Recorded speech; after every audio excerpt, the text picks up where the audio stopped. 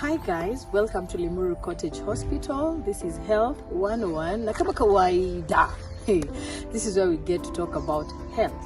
Na mimi mnajua I am not an expert. That is why I bring you people who can help us. Na wanatuzungumzia mambo inahusiana na afya yetu. If there's any question that you have there back at home, ile yenye hata yezi semeka, please tuandikie pale kwenye YouTube channel at Limuru Cottage, enda kwenye Facebook Limuru Cottage, enda Instagram Limuru Cottage, enda TikTok it's Limuru Cottage. You can also get me at Karema Lilo pale Facebook, Instagram, TikTok. Utakuwa unauliza swali lolote kwa nalo. And today I'm not alone. I'm here with Madam Mary. Hi. Karibu sana kwenye channel. Asante. Thank you so much for gracing us with your beauty. Hey, mama ni mrembo. My God. But I'm looking at you and I'm like, hey, ukiwa msichana kulikuwa kunaenda aje? Like, you're so beautiful. Thank you. Thank you so much for gracing us with your presence. And salimia watu alafu wajuze kukuhusu kidogo tu ndio wajue tuko na nani hapa. Okay. My name is Mary Harun. I am head of clinical services, Limuru Cottage Hospital, and I have a passion for babies and mothers. And so Leo, I would want to chat with Karema here and get you to also ask him questions, whatever you have, whatever concerns. We hope we can answer all your questions. Asante. Thank you. So right on to it. Hata tuendi ati hapana. We just get into the conversation. So one of the questions that I'd want us to talk about. So today we're going to talk about motherhood. Mothers, oh yeah! I want us to talk about motherhood. Yes. I'm a mother. Yes. And she's the one who helps me, by the way. My second baby, yeye ndo Ali needs Alisha. I don't know if that's good. Yeah. Need lugha njema. Kabisa. And you are so, you made me feel so comfortable. Oh. And ile wari yenye wazazi wanakuanga nao, I'm a new mom, and funny enough it was my second child, but there's also kuna kwanga tu na hiyo kitu, whether it's a second child, there's just that something that you always have inside of you. You're feeling I just hope atakuja, kuna hizo tu, and you've had a baby. So I think you being there and making it so comfortable really made it easy for me. So today I want us to talk about motherhood and the questions that normally watu wanakuanga nazo zinakujanga ni, okay, I'm a newborn, I'm a first time mother. And unaambiwa lazima kuna hata bedhi sikuwa najua kale ka kitabu kana kuanga kamechorwa venye mama anafaa kushika mtoto. I saw it afterwards. Yes. So kuna kuanga na hiyo pressure ya lazima ninyonyeshe huyu mtoto akikuja na sina maziwa. Is it the way that I'm holding the baby, ama ni mimi sina maziwa, ama what goes around? That's a very good question, because a lot of the times, whether you're a first time mother or a second time mother or even a fourth time mother, pregnancies and deliveries and each baby is all totally different.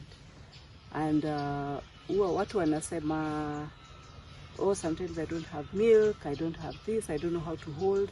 But I think what is most important is during your antenatal clinic, for you to have to say that you can successfully breastfeed. Because it's a total myth to say that breastfeeding is easy. It's not easy. Hey. Breastfeeding is not easy. Saying breastfeeding is easy is a myth. Hey. Yes. Hey. And the way people say, "Mbona unanyesha mtoto?" Hapana, it's not easy. Yes. And we recommend that you start that journey when you are pregnant, antenatally. We start to educate you on how to breastfeed, what to do, the do's and don'ts, what causes lack of milk, vitu kama hizo. Because you see, especially as a first time mother, it will be the very first time you have breastfed. Yes. And you probably don't know how to hold the baby. You don't know which position. You don't know whether baby is having enough milk or not. How do you tell whether baby has had enough? So you have a lot of questions. So at the time that you are pregnant, we start that journey. And we educate you, we tell you how to do the do's and don'ts. We also prepare you psychologically, because it also, breastfeeding is also a reflex action. So you have to be prepared psychologically and for your body to cooperate. And your body has all it takes to cooperate. But you also have to be prepared to actually breastfeed. So we say that once we know you're pregnant, you come to the antenatal clinic, and towards the end of your pregnancy we'll start to tell you how to breastfeed, what to look out for. We start to look at your nipples, your breasts. We start to tell you what they will look like, how it will feel to breastfeed, whether there are any problems we can notice ahead of time, kama flat nipples, inverted nipples, what to do with that. And then now when the baby comes, then we show you how to breastfeed practically. Because you have to be shown practically. Yes. And that's why I'm saying it's not easy, because if it's a first-time mother, you've never breastfed before. So how do you know? You have to be shown how do you hold the baby. And there are many positions to hold the baby. Some people are first-time mothers, they get twins. How do you hold the two babies? How do they breastfeed? Do you feed them the same time? Do you feed them at the Yes, and you can feed both of them at the same time. Yeah, holding them like rugby balls or footballs. And it won't be hectic for that mother? No, because one baby is breastfeeding here and another one is breastfeeding here, and we teach you how to sit comfortably so that you breastfeed your two twins comfortably. So when tukifika mpaka nimekuwa interested kuingia kwa twins. So I'm a mother who has twins. Yes. Na huyu mwenye hana. Yes. How sure am I maziwa yangu na ya huyu like yangu inatosha watoto wawili na huyu as in how run out of the milk. Watoto sasa ni wawili. No, apparently we are fearfully and wonderfully made. Yes. And your supply of milk is your body is able to produce a lot of milk, and enough milk for two babies or even for one baby. Now, if for first-time mothers, they sometimes feel like whatever milk they're producing is not enough. Number one, first to say that a newborn baby has a very tiny stomach, the size of a cherry. So every time they feed, they just feed about 5 cc, that ka teaspoon. Na venye mtu nasikianga amekauka. Sasa you can imagine, you see you have enough milk, over and above enough to feed that baby or even two babies. And like I said, at antenatal clinic, we also teach you, because sometimes you find mothers will breastfeed, and we are saying exclusive breastfeeding for 6 months. We're saying when mothers go back to work, and maybe that will be after 3 months, what will happen to this baby? You have enough milk that you can express and store for even up to 6 months. You can freeze the milk, and so there won't be lack in that way. So I think what I would want to encourage mothers is that they have enough milk, their bodies will cooperate. Production of milk is a reflex action, and in fact, as soon as the baby suckles on the nipple, that alone sends signals to the brain to produce hormones that help to produce milk from the blood and actually fill the breast and squeeze the breast to remove the milk. So it's a whole cycle. In fact, when you see a baby, sometimes even when a baby cries, for mothers who have delivered before, you hear a baby crying, not even your own baby, and probably you're even in the bus. You start to feel like there's a letdown reflex. Yeah. So you're capable of producing enough milk for your baby. Of course, there are causes and reasons why sometimes there's low production of milk, like maybe if you're dehydrated, or some kind of illnesses like diabetes or hormonal imbalances, or just the fact that you're not frequently feeding your baby. So there are those causes, but there are causes that can be overcome. It's not like you cannot completely not produce milk. To backtrack kidogo, for mothers who are a second-time mom, a third-time mom, is it necessary for them to visit the clinic, to have the antenatal clinic sessions? Is it important? Do you know, so many mothers say, mi nangojea hiyo siku, najua. Like they already, okay, mi najua. Even when you're second-time mom, you don't even be mad to do if you're pregnant or not. So is it necessary for this mother, hata kama ni mtoto wa tano? Is it necessary? Yes. So like I said, every pregnancy is different, and every pregnancy we need to care for you and give you the attention that it deserves. Number one, there are complications that can occur in a subsequent pregnancy ambayo it wasn't there before. So for each and every pregnancy, we recommend and strongly recommend that you come to clinic. Now WHO has actually even revised the number of visits that you need for a pregnancy in the clinic. Initially we were saying 4, now we are saying 8. 8 visits. And why 8 visits? Is because at those 8 visits we are able to pick up on things like maybe low HB. We can do your scans earlier on in pregnancy and later on.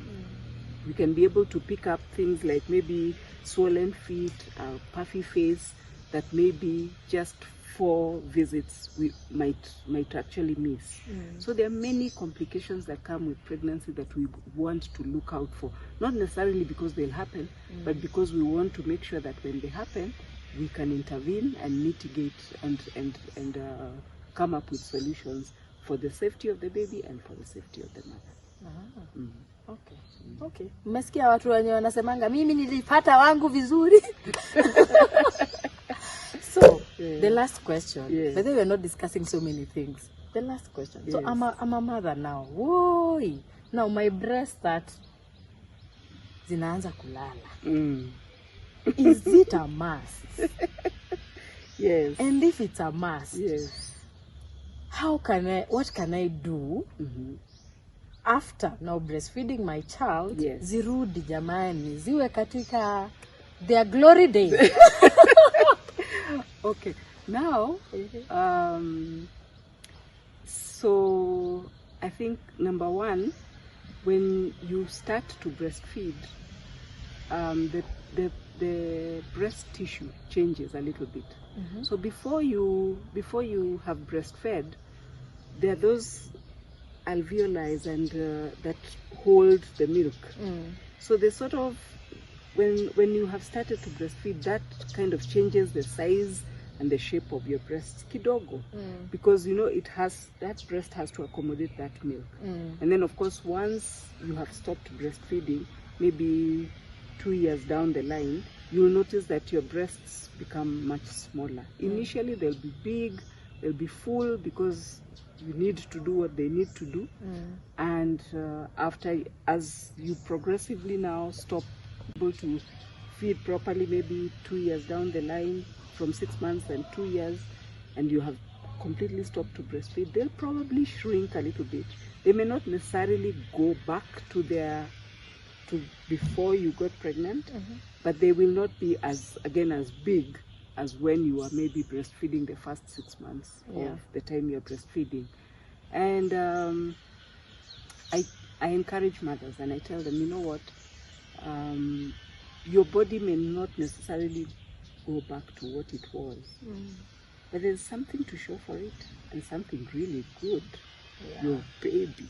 I mean, for me, if I was to go back to before I got my 3 babies, I'd rather be in this shape and my 3 lovely babies. Yes. Yeah.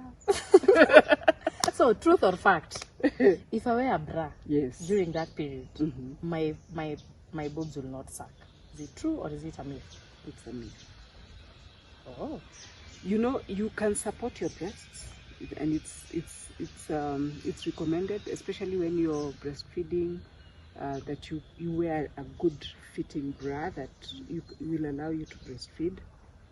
But having said that, just because the tissues have changed a little bit, it doesn't really matter that you wore the bra or not. The fact remains that the tissues will change. They will not remain exactly the same. Just like, say, the abdomen. So before you are pregnant, maybe you are a nice size 6 and that figure that we all love. Yes. But after delivery, even though your tummy goes back, but you might find that you have those stretch marks that remain. We call them stria gravidarum. They have a name. And those ones never quite go away. So like sometimes mothers will come and they'll tell you, oh, I have never delivered in the past, but she has stria gravidarum. And you can see. You can see. So they're just those little changes. And even though you probably lose all your baby fat and go back, but they're just those small changes that happen to a woman's body after she has delivered that will remain with her, which I think is fine. Yeah. So yes, now you know. Mambo ya kusema sijui bra itaeka hivyo, please. And then men, tunawaomba.